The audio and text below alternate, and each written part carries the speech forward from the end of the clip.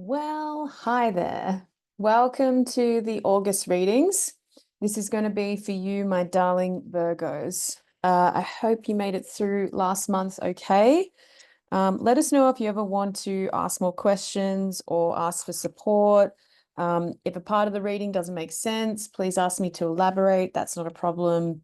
I realize that a lot of people are here for learning and for growth, not just to be entertained or whatever. So please let me know. Any part of your chart that you are exploring that has Virgo and themes, let's get into it. Slightly different this month again, because I want to take you forward in your intuition development, even if that's just in comprehension. We are going to do a 4-card reading just with the Stalk Your Shadow deck. So a full shadow reading. I think you guys can handle it. And we'll see in the new pattern, in the new style, what comes forward for you. So this new spread came to me because I wanted to honor a concept that we work with a lot at the Ankara Academy. So this concept is that when you start working with your guides and you start developing your intuition and you really want to go through more evolutionary journeys, you want to learn and grow, you don't want to resist, you don't want your ego to get in the way. We often say that your guides will take you through a training program. So sometimes they're facilitating a themed amount of growth. What we know from growth is it's often uncomfortable, it's challenging, and growth periods sort of have you in this slightly stressful phase at times, but we like to work on the training program and then we sort of feel like it's done when it's done, and the guide signal to you like, yep, you made it through. That's awesome. What did you learn? So that you don't have to go back and repeat the same learning. I think where we get stuck and where we don't want to be anymore is just cycling around old issues and programs and patterns, hamster wheel, like here we are again, learning from the same thing, same kind of relationship, same kind of breakup, same kind of illness. We want to get off that hamster wheel and go through growth periods, but then also integrate and understand what we just went through. So based on that analogy, if you've got the deck, please bring it out and work alongside with me. Remember the pattern and the cards that came through. You could do your own spread as well. You could stop the video and do your own spread. And then there's that little booklet in the deck as well, so you can get a bit more information. And the good thing about the booklet is every single card has action steps. So action steps bring the information into the physical realm, so you're not dancing up in your mind all the time. I really wanted these cards to be a tangible learning experience, not just some kind of reassuring, fun idea about you're awesome, keep going. It's really about here's a bit of information that you guys really want you to know. Here's the action to get you through the shadow aspects, because otherwise your shadow will stay your shadow if you never work on it, you never consider it, you never bring it into action. Action means that we move through and we gain personal experience and wisdom, hopefully, afterwards. Without action, we stay stagnant, right? Doesn't mean you need to overdo things. Some people can very much be doing a lot, but not taking purposeful action. So I know you guys, Virgo, will be into the nitty-gritty of that. So that's really cool. So the top card is your anchoring card. Ankara does mean anchor, but this is your training program for the month. This is what is going to be your overarching themes, the thing that we go back to, the why that we're taking ourselves through the training. So we have the moth, number 30. The moth tells me that there's something quite difficult going on. And if you acknowledge it and sit in it, you'll learn about surrender rather than resistance, rather than action and fight and flight and nah, I don't want to go there. Remember, moths are attracted to the light. So the shadow aspect of that totem is if you are addicted to a certain way of thinking, a certain program, a certain belief system, if you're addicted to needing to find the positive in anything, needing to go towards the light at all times, needing to have a purpose, it's like we actually want to sit in the tension and the discomfort of I have no idea what's happening right now. And I can feel it, but I have no framework for it. And I really feel irritated and I want to figure it out and take action and be done with it. But the moth says, hang on a second, just sit in this for a little moment. And one of the things we do in Patreon a lot is we teach our members to sit in your feelings. Don't override them. Don't make up a story about them. Don't say that it's only because of your childhood. Sit in it and feel it. Let it show you what it's about. If it's a difficult emotion, sit. It's not threatening to you. It's only threatening if you take the wrong action around it, right? We know that the body stores trapped emotions that you have repressed. What does that mean? You haven't let it come through. You haven't experienced it and felt it for what it is. Because that experience alone will teach you a lot. So have you sat in your grief or your shame or your guilt rather than doing something about it, rather than having a story about it? Have you just sat in it and watched it move through your body and watch where it gravitates to and where it's been sitting and what the sensation is and what comes up for you? And if it moves, is important to know where it moves to and what part of that emotion is the stickiest. What part of that emotion makes you want to fight, flight, freeze, or fawn, right? So most people, when they sit with anger, fear, terror, jealousy, resentment, shame, guilt, discourse even, they will want to know why they're experiencing it. They'll want the story about it, but what about purely just feeling it?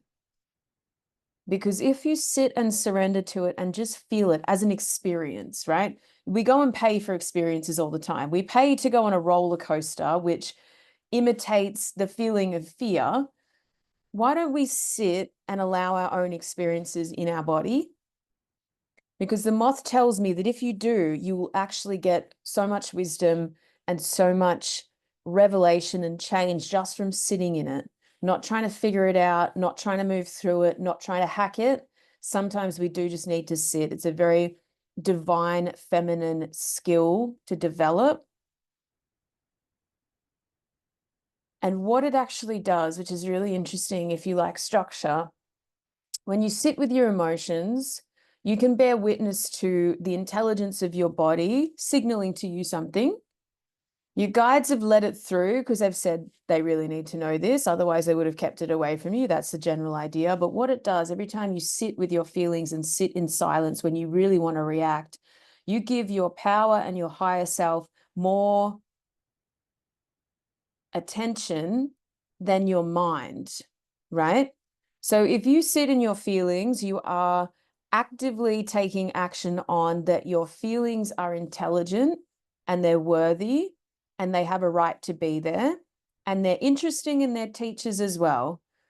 But most of the time we put our mind in charge. And I don't think the mind is an excellent ruler. It's certainly got a lot of intelligence that we need. But when it comes to true sovereignty and true guidance, I think your body, your higher self, and your heart are far more well equipped. So as you sit there and you feel, your emotion has an experience to move through you. And what we want is the emotion to go eventually, right? But if you've been stashing for a really long time, you've got a bit of work to do. Repressed emotions in the body will equal disease later on, right? We know that. There is so much science on that now. There are so many beautiful modalities that tell us that. I was working on a client only yesterday, and she had a crippling shoulder experience, of which when we did a process on it, we found out that she'd been holding that for years based on an event that she was still upset about. And I said, okay, well, that's great. Your shoulder's been waiting for you to be receptive. Usually it's in a time where you have the support, you've got the stability that you need. And all of a sudden this old stuff comes up, but it didn't come up as like, hey, I really need you to look at that event. It came through as crippling pain, which is your body's way of saying, right now is the time to deal with this. I can't hold this any longer because it's going to end up with more problems and more problems and more problems. So herein starts the process of getting it out of your body and moving it through. So those that are easily emotional tend to have less barriers around this work, and they will be deemed too emotional, too weak, whatever that is. But I see that as soon as they feel emotion, they often tear up, which means cortisol leaves. So they're not allowing that emotion to be stashed anywhere. They're actually going through the process. Sometimes when they're talking to people, and that can be embarrassing, right? But it's a cleansing process.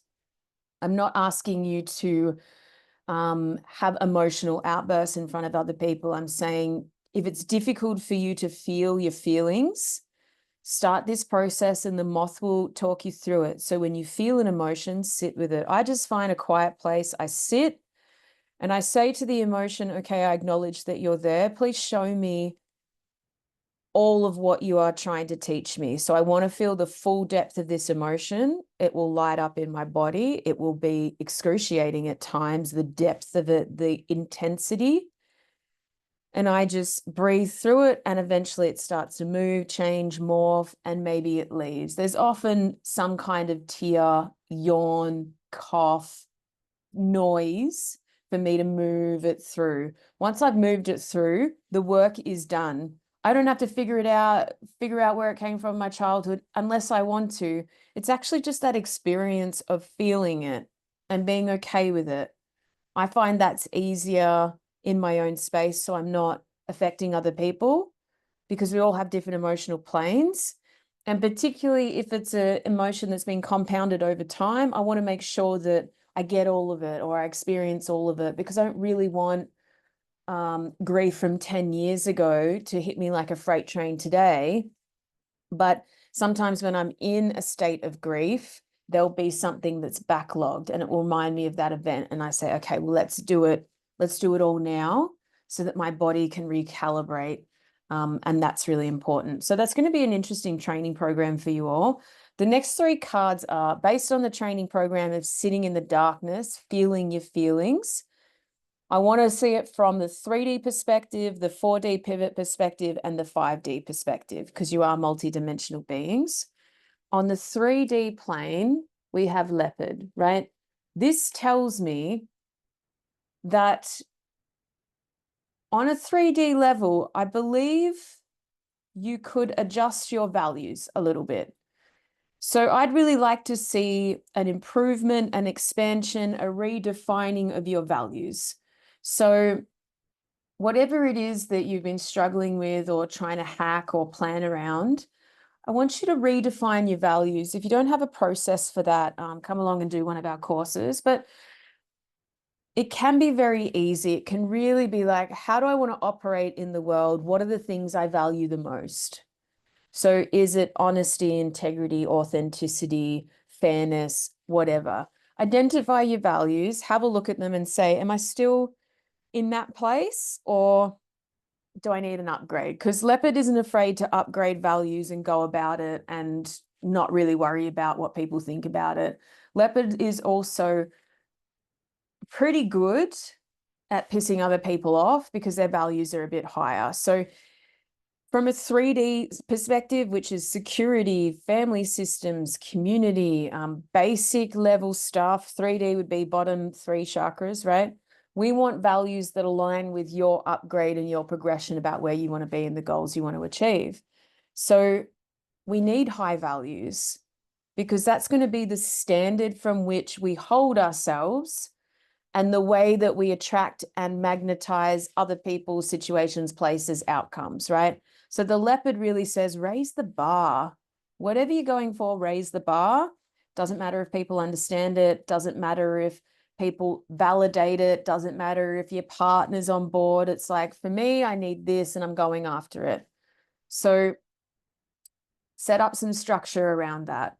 I think hold yourself accountable first. So if a new value is integrity, workshop integrity, use your support network. What does it mean to be someone of high integrity? How can I create that for myself first and foremost? And then how can I be in the world of that high integrity place? So you're really holding yourself to that standard so that you can upgrade to it. And then from there, you will law of attraction will bring similar value systems in, right? But the shadow aspect of leopard is you're going to have to be willing to do it independently. And don't worry about everybody else. Just live according to your own values, get along with your loved ones, make it all as harmonious as you need to be, but know that you can keep on being competitive with yourself, right? You can keep on raising the bar for yourself. And if you're applying too much pressure, bring it down a bit. Understand that slow and steady is the best way, but don't hold other people to your value standards, right? Hold yourself, notice what they've got going on, have meaningful discussions about it, and find a way to not be attached to the other people's value systems, because a lot of people aren't even working with value systems. They're just trying to get through the day, right? That's cool. But Leopard says, we need an upgrade. The 4D pivot, right? Heart chakra times is the Raven. So pretty popular totem to be working with. The Raven generally is fairly independent, not so great at asking for help, resourceful for sure, but can give its resourcefulness away to everyone else. So from a heart perspective, how resourceful do you need to be to stay in a heart-governed place? So in one of my courses, Synaptic Evolution, we talk about the heart emperor, what gets in the way of that. The actual governor of our lives is the heart emperor. If heart emperor is healthy, balanced, in the throne, then the mind will be clear. Not when the mind's figured it all out, it comes back to the heart. So from a 4D pivot perspective, the dream space, how resourceful are you being for your own good, or are you trying to fix everybody else's problems, right? Really hone in on, if we're getting an upgrade in values, how resourceful do I need to be to solve my own problems so that I can sit in this upgrade? Because upgrades are painful at times, right? They are really like, I'm trying to get to this place and I'm trying to establish new routines, new structures, new belief systems so that I can be where I need to be based on my own act of self-love. It's not, I'm not good enough. It's actually like, I think I can do more. I believe I'm here to do more. So we've got to start at the basics, move. When we get to the heart, I just want you to be mindful that you might have to do it alone for a little while, both independent creatures, but be resourceful for yourself. Yeah. Don't try and fix and save everyone until you have your own upgrade sorted, right? Because otherwise we're overgiving. Yeah? Okay. Ooh, from a 5D perspective, as we sit in the training program, once you've done the fundamental steps, there will actually be new timelines available to you. So Praying Mantis is saying doors are going to open, but you got to upgrade your values. You got to be resourceful. Like, how are you going to create these upgrades? How are you going to go about it? How are you going to network and find the things that you need, the right conversations, the right people, the right inner circle? How are you going to hack your environment? How are you going to do it? Do it for you before you can advise anybody else, right? So what I say to a lot of my students is, if you want to come up with healing concepts, modalities, the things that you want to teach other people, do them on yourself hundreds of times. So you authentically can say this works, then practice on people with consent, and then move through to a teaching space. Don't just teach something that you think looks cool and you say this works for them, have a go. Really work it into your system. So from that Raven perspective, does it work for you to hack your night and morning routine? Does it work for you to meal prep? Does it work for you to build a support network? Does it work for you to change your diet, change the people that you're around? Does it work for you to hack your environment and block out blue light, or whatever is going on, right? Be resourceful for yourself, try a whole bunch of things, and then from that perspective, what works for you is what you can open your possibilities and timelines to. So it kind of feels like you'll be teaching someone there, which is really, really cool. Or at least advising your friends on, well, I'm not an expert, but this works for me, right? That's authenticity. It's like, I'm coming from my own personal experience. I've run this however many days, however many times, particularly with Leopard. We want to know that the new value system has been actioned and you are living and breathing it, right? It's not the same as going out there and saying to people like, I'm working on honesty as a value, and that's really important for me. And you get your kick of validation. It's like, well, what are you doing to become an honest person? Right? Like, what is the action here? And then the doors will open to the timelines, which means praying mantis is going to say, like, well, here's a whole bunch of timelines that you never even considered for yourself. Now that you upgraded your values, you're very resourceful with yourself, and you sat in the tension of that. You sat in the discomfort of that. You sat with your feelings, your resistance, your self-limiting beliefs, your shadow programs. You sat in it.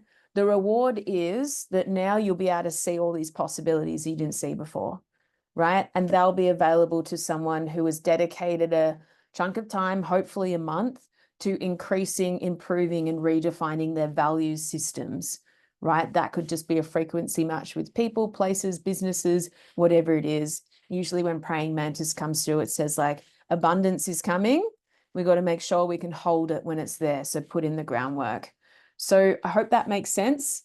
If you like this style of what I'm doing, come and play in Patreon. It's an online community. We have a 7-day free trial at the moment. So come in and cancel as much as you like, try it out, feel it out. Let us know if it works for your time zones or not. Also big courses and things coming up. So we'll put some links below, but I'd love to hear from you too. Comment, subscribe, do the thing if it feels right for you, and I'll see you next month. Bye.